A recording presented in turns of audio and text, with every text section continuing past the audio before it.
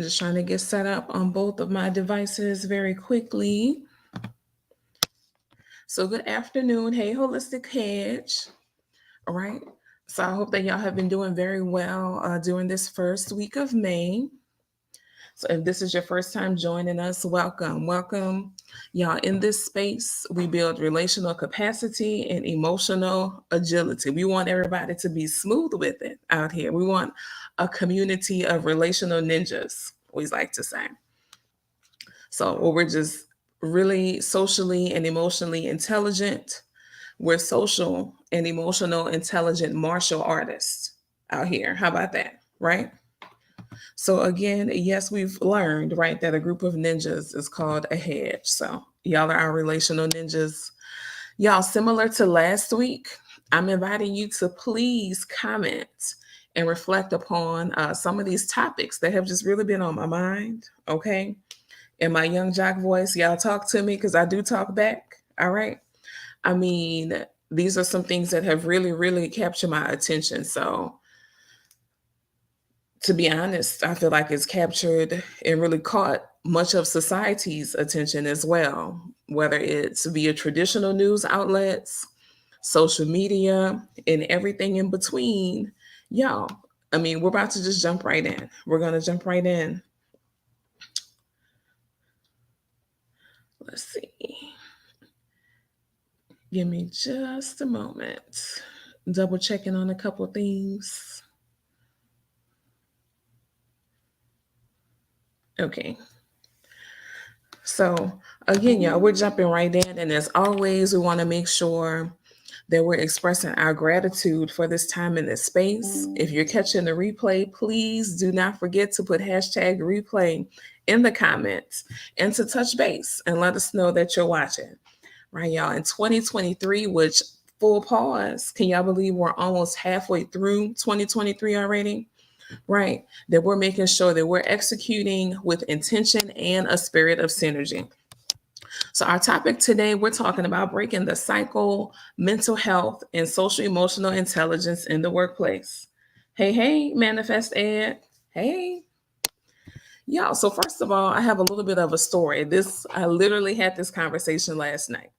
So, someone who has been an educator for almost what it's been 20 years. This was her 20th year. For a portion of the year, this individual took a leave. Okay, she took a leave for part of the year. And so when it's time for recognition, the end of the year awards, thank you for your service and things. Guess what? This particular district decided to, someone there decided to be rather petty. So instead of her getting her 20th year, all the awards, accolades, the little pin, the certificate, all those things that come with it, they gave her a 10-year pin again with a note saying, well, because you took leave for part of the time, then it's technically not 20 years. Now, wait a minute. It is year 20, and everywhere else we know, for all intents and purposes, right, regardless of the portion of the year you work, if we're talking about retirement, she would have gotten credit. If we were talking about really just regular pay scale life, right, an educator, she would have received credit. So just thinking about that story, how literally the other 9.5 years, quote unquote, aren't recognized because someone decided, okay, well, no, they decide to take a leave, take a break during this time. Y'all, so this is some of what we're talking about today, breaking that cycle, because imagine the impact of mental health. I know for a lot of people, the first word when they heard the story came up was petty, right?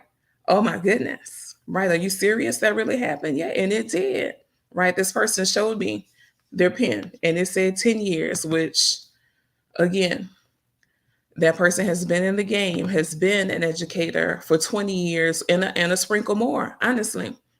So imagine that was the route they decided to take.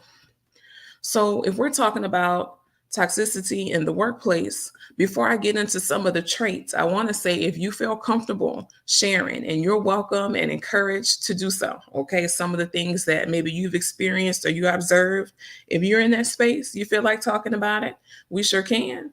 We sure can. But really quickly, y'all, here's a list of some. I'm going to reiterate that is some of the list. It's not an exhaustive list because these are some of the heavy hitters, some of the common traits, I'll say, that people experience in a workplace that they might describe as toxic.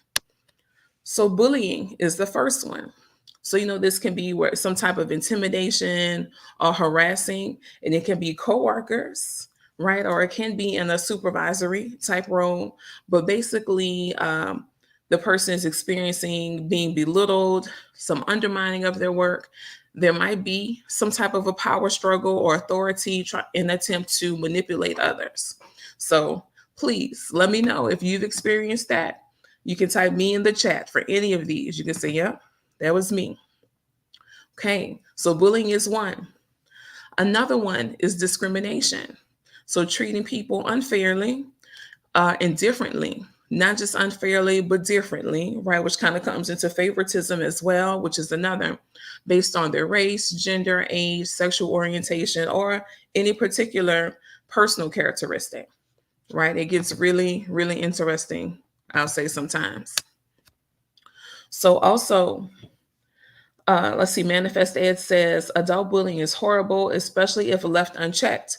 And so that's part of what we're going to be talking about, because the reality is, especially in this time of vacancies and we need people, or it's not being inspected, right, with fidelity, then a lot of it goes unchecked. And that's how we end up in these situations where people are leaving. There's lawsuits, things like that, all of which we're going to talk about in a moment, which that's a great point, that people do not grow out of bullying. Like, you have to have a whole shift in development of the behavior, processing emotions, communication training. You don't just grow out of bullying type behavior. You don't. So little bullies often do grow up to be big bullies unless there's some type of intervention there. Thank you for that. So we also talk about harassment in general. So this is any kind of inappropriate behavior that's unwanted, can be sexual, often is what people talk about. There's 3 different types of the sexual harassment, but all of that creates a hostile work environment. And let me say that I'm going to pause on this one, y'all, because this is one, I think this is the top one. This is the one that comes up most often: micromanagement. Micromanagement. Again, as we're going through any of these descriptors, I'll say, of the workplace, right? If you've experienced this or you've observed it, I'm going to give you some flexibility. If you've experienced it or you observed it, please do say me. But again, the top, whether it's different posts that I read that maybe have gone viral, different conversations I've had, micromanagement is the top complaint of, oh my gosh, my workplace is feeling very toxic right now. So let's dig into that a bit. So this is a situation where people are controlling, they're scrutinizing every aspect of an employee's work. So we're talking about the impact on mental health. Y'all, that leads to stress, anxiety, and decreased productivity, which can be its own little cycle, because what? With decreased productivity, that means the manager, supervisor, leader may look at the work that much more closely again. So it's its own self-fulfilling little cycle.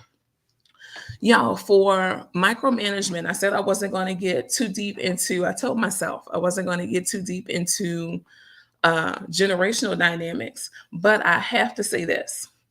So if we're about 2.5, 3 generations in for young people people that have grown up, that are in the workplace, who at some point, maybe they were responsible for going home and being home by themselves, right? So if you had that responsibility, right, you got home safely, you locked the door, you didn't let anyone in, you got your snack together, maybe your snack together for For some younger siblings, you all, if those people, there are some generations of people that if they had that responsibility as kids, 10, 11, 12, then this is definitely not about to go over well with them as adults, that you need to know every single piece of what they're doing because that was never their reality, right? In retrospect, realistically, that was never their reality. So even as a young person, they had some freedom, some flexibility, some sense of trust. They went on to associate that with trust and being responsible. But suddenly, as an adult, like people like to say, at this big age, you want me to check in with every step with you?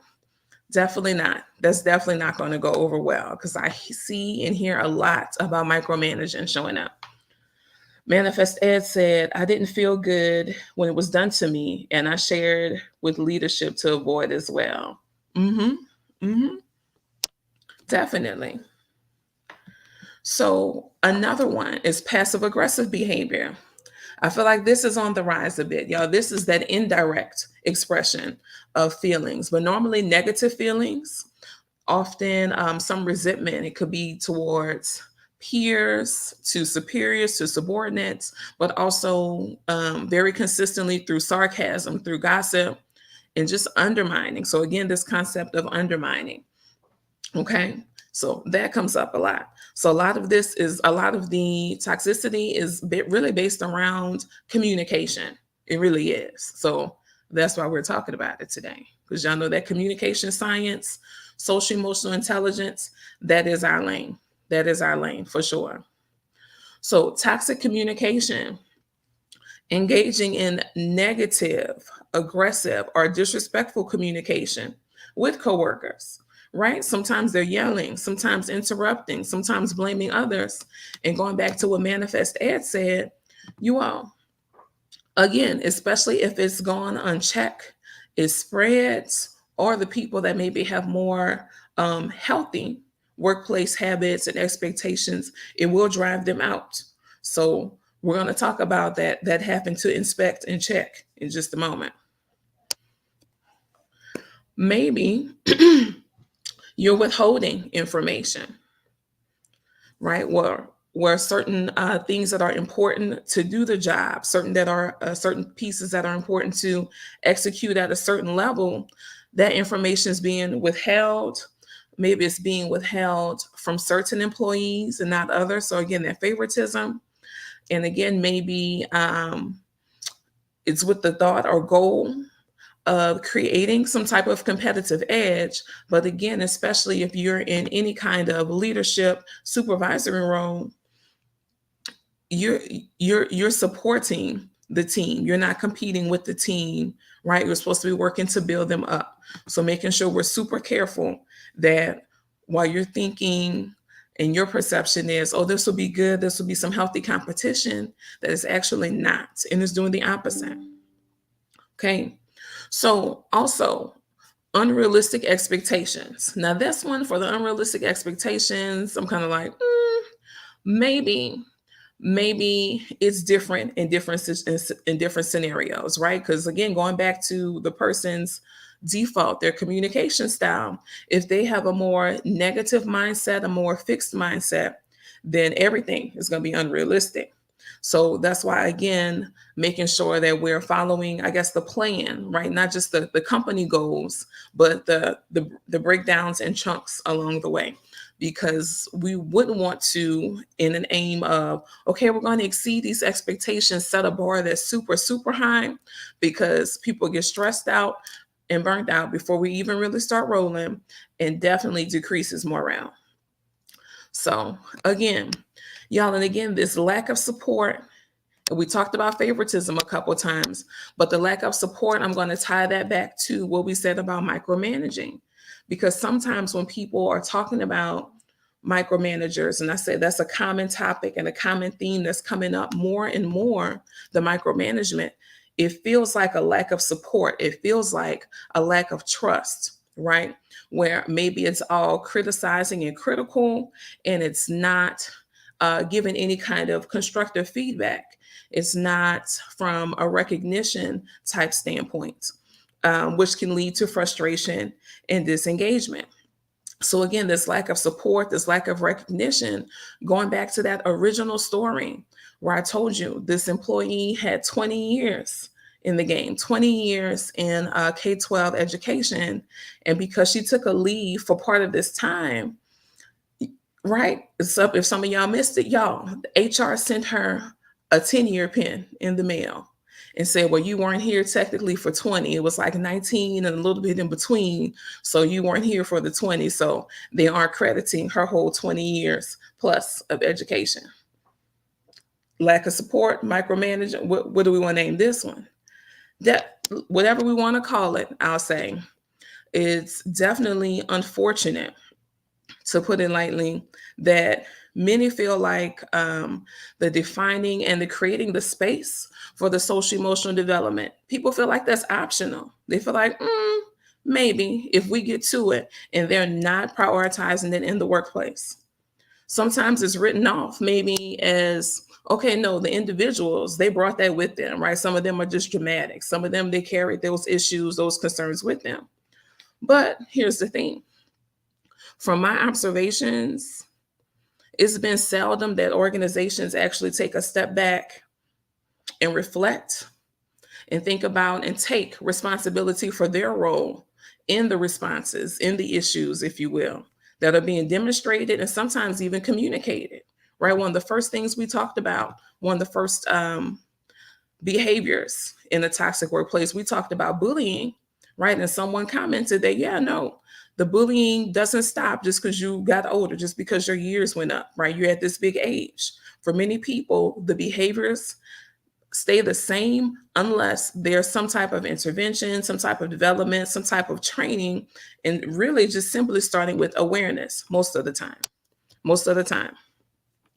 So we wanted to make sure, and we just went through a number of ways, right, that the workplace significantly shapes and guides the mental health for many.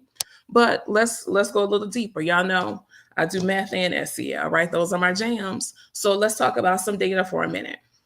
So in a survey, y'all, there's 30 million US workers reported that their workplace is toxic in some form or fashion. So we talked about some of the ways, right? We said, and that list is not all exhaustive, right?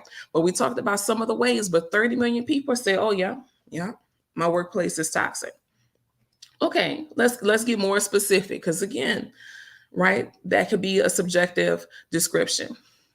So to get a bit more specific, 36% said, I'm cognitively weary. Y'all, that means that mentally they're tired of the decisions, they're tired of the games, they're tired of trying to figure out the red tape. It's guessing games, right? They're tired. 32% said emotional exhaustion. 32% said emotional exhaustion, where just the trying to balance out, we'll say, the negativity, the trying to balance out those feelings of lack of support. Y'all, we know, I mean, yeah, okay, yeah, DFW Radio Dinner said, Lord help me, you're talking about me.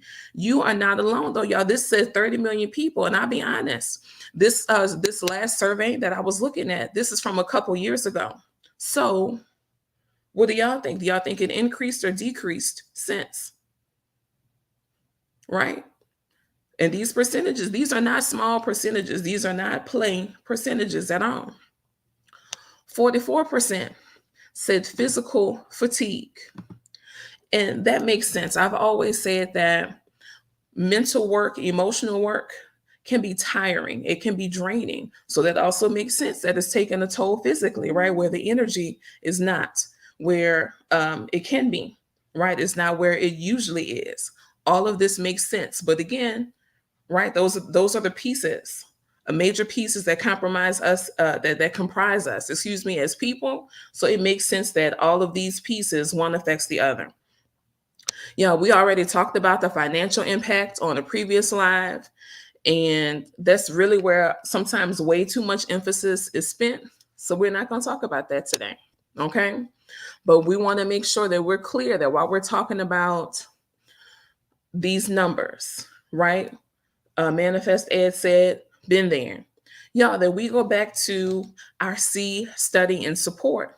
Sometimes we don't know what the norm is, like how the person normally moves, how they normally respond, what their energy level normally is. So we have to spend that time to see them and study them so we know how to support them so we can best respond. A lot of people don't know what they're looking for though. And that's part of how this shows up. And let me even take a slide back. If they're trying to look and discover, if they're trying to look and discover, but it's going to show up every time. So again, these statistics. So if 30 million US workers reported that their workplace is toxic, if 36% said they have cognitive weariness, 32% said emotional exhaustion, and 44% said physical fatigue, I have a couple of thoughts, a couple of questions. Due to that underdeveloped emotional quotient, right, and all around underdevelopment of people skills, y'all, people are leaving from many careers, right? And it may be companies and careers that they actually love.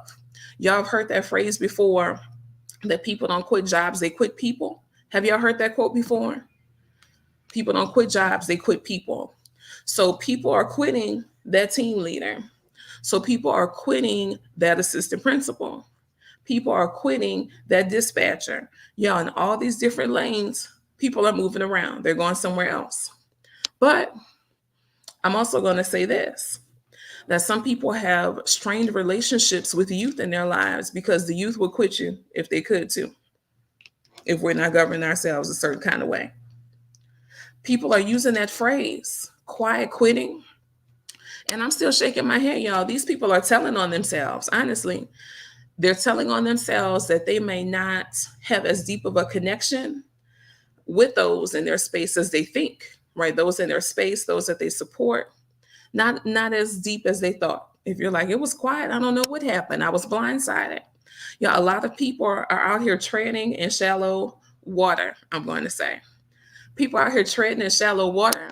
And my little joke is, I'm joking, but it's serious. Y'all, they're treading in shallow water, but they've convinced themselves or have been convinced that they're out here in the midst of a lifeguard certification. I'm going to say it again. I'm going to say it again. So a lot of people are out here treading in shallow water. They're not going very deep in their relationships at all. Y'all, yes, we're talking about the workplace, workspace, but really I'm talking about everything, right? Because it's all connected. People out here in shallow water, but they've convinced themselves or they've been convinced that they're in the midst of a lifeguard certification. All right. Okay. So I'm also going to say this. Quiet quitting, again, is really quite loud. It's really quite loud if you know what you're looking for.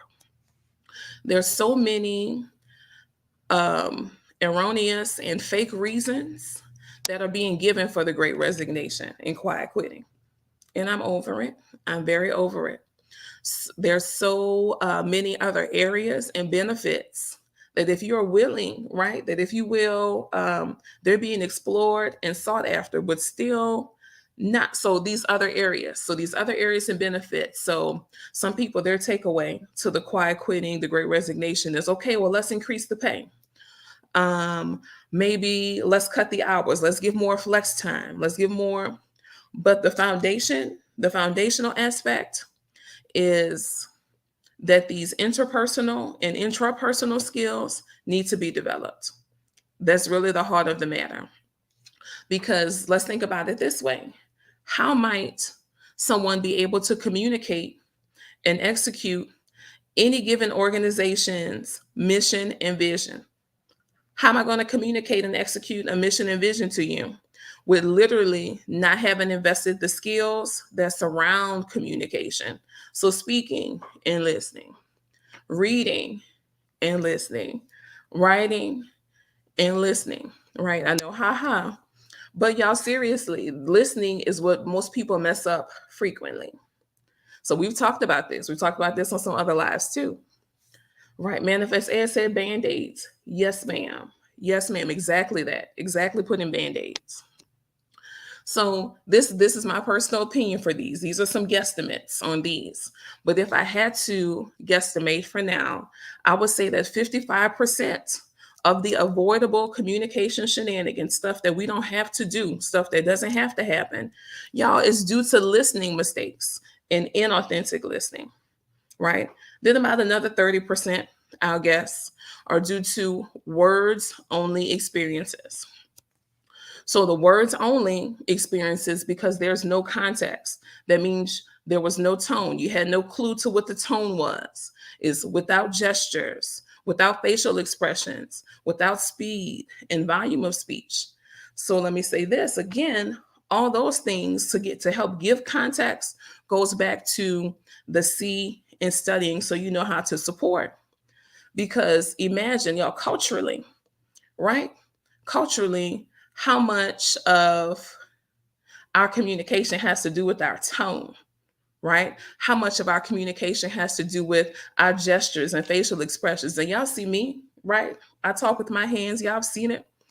Y'all, how much of our communication has to do with the speed? And I'll say this, right? Especially if you've been listening for a while, you all can tell when I get really, really excited because I talk faster. I speak a little faster, but also the volume of the speech. You also, again, you have to study. You can't just say, oh, that person's talking loud, something's wrong. Maybe they always speak loudly, right? Or, oh, she's really, really talking quickly. Maybe he always talks quickly. So again, we can't just isolate them. We have to have context, and that context is built around really seeing, studying, get to knowing people. And I'm gonna say it again. So really digging deep, really studying them, because again, we can't keep staying in this shallow water. I'm gonna say it one more time because people are still trading shallow water, but you convinced yourself, or you've been convinced that you're out here getting a lifeguard certification. And that's not the case. That's not the case, because we have to go way past that, because there's lots of missing pieces to the communication puzzle. Y'all, I'm floored that, I guess I'm gonna kind of keep with my swimming theme a little bit, that some people are just out here freestyling communication. They're not worried about the context. They're not worried about developing awareness, and they are not focused on the foundation and protocol. They're not. Right? In the past live, again, we discussed some of the financial impacts, but we're not talking about the financial impacts right now, right? That we're going to do a more panoramic glimpse, I'll say, of what's happening. So thinking about, again, media moves, yo, who's really surprised and who's really clutching their pearls that there's all these lawsuits and HR cases happening? Who's really surprised, who's clutching their pearls that we have these unprecedented vacancies in essential careers? You remember just a few years ago, right? Certain careers were essential. These are essential workers, this, and this. I mean, and people are leaving by the droves. People are leaving in big ways for the essential careers. Young, violence in every capacity has increased. Any capacity, whether it's verbal, domestic, gun, everything has increased. Again, y'all, entire systems, infrastructures, and industries have flat out ignored a lot of issues, but they've been ignored for a long time. That's part of what this conversation is about. Then going back to what Manifest Ed said, y'all, they tried to put a bandage on it. They tried to put a bandage on it by subscribing to and say, okay, we're going to go ahead and do this program with these checklists that were not just ineffective in a lot of cases, but they didn't inspect it or even implement it with fidelity. They said they were going to do something. So they said, hey, look at what we're doing, but it really wasn't inspected or implemented with fidelity. So, what was really the end game? What was really the end game here? What was the expectation? If we've ignored certain issues for a long time, we didn't really implement them for real, we didn't inspect them with fidelity, what was the end game? So I heard Texas is going to a 4-day work week. I'm not sure if that's true. Some of the districts in Texas have been on a 4-day work week, but it's especially more so some of the more rural towns, from what I understand. a little bit outside of some of the major cities, and they're using that as a way to try to address some of their teacher retention and to attract teachers. That's what part of the goal is with that. So it's not everywhere. It's in some spots. In some spots. Yes, ma'am. So again, I said I wasn't going to get too deep in some of the generational aspects of this, but I think I need to say this out loud a little bit more and maybe a few more times. So our state of our union, our current status, I'm going to say is directly due to the lack of negligence of and outright not prioritizing mental health for generations. Y'all, for generations though, right? So again, what was the end game? What did we think was going to happen? We haven't prioritized this for generations. Y'all, I feel like we're out here playing spades, kind of like four and a possible. So we have four and a possible, maybe 5 generations where mental health, the focus on it has not been a priority. So then as a result, what happens when people do make decisions in their career based on their mental health? Then there are some jokes that fly, maybe some memes are made, and generalizations are not just formed, but perpetuated about this group. I'm giving a shout out to Gen Z right now, right? Y'all, and a large part of me thinks, well, how dare us? Because our baseline is off. What are we comparing them to? Are we comparing their movements and they're prioritizing their mental health based off of how other generations move that didn't do that? How dare us? That doesn't seem right.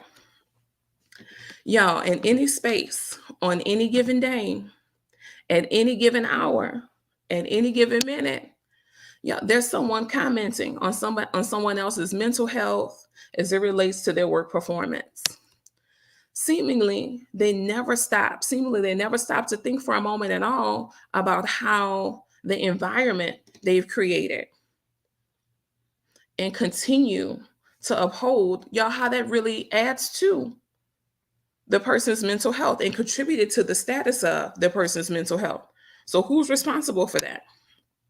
Right. So where are the metrics, rubrics, the KPIs, those key performance indicators? Where's the board goals? Where's the strategic plan for the social emotional health? Where's that? Yeah, okay. So let's say that they are defined, that they defined all those things, right? The social emotional metrics, rubrics, all those things. But my question then is, are they equally emphasized and inspected for evaluation purposes? Do they hold the same weight? Do they carry the same weight? Okay, then another question. Okay, fair enough. If they are emphasized and expected, then what's the move when it's clear that the mark is being missed? We're not making it happen. We're not meeting those social emotional goals. So then what? Do we ignore it when the mark is being missed?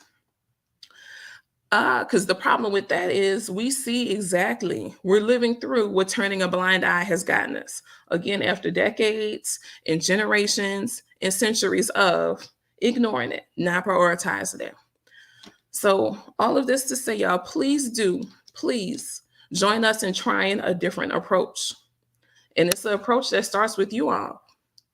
So to further this conversation and again, to begin the shift that really needs to happen, please reach out to us as this is our space and we're committed to this work. Thank y'all for joining, right? And as we continue to build some understanding in this space, in our interactions and our awarenesses, first again, starting with you and beyond, y'all, we understand that everything is interconnected, everything is related, okay? And we hope that you'll be propelled and provoked to action. So, we stirred up some stuff. We had some thoughts today, but we hope that you'll be propelled to action. You've gained some insight and we want to do something about it at this point. Okay. So please do make sure to like, follow, save, comment, share, repost, y'all, all the things, right? If I forgot something, because we appreciate you all sincerely. And again, thank you for your time and giving into your curiosity. Again, if this was your first time joining, giving into your curiosity to take a moment to check us out. So we're very appreciative of everyone tuning in, your engagement. And remember that here in the holistic hedge, right? Because y'all are my social, emotional, relational ninjas. Y'all are my holistic hedge.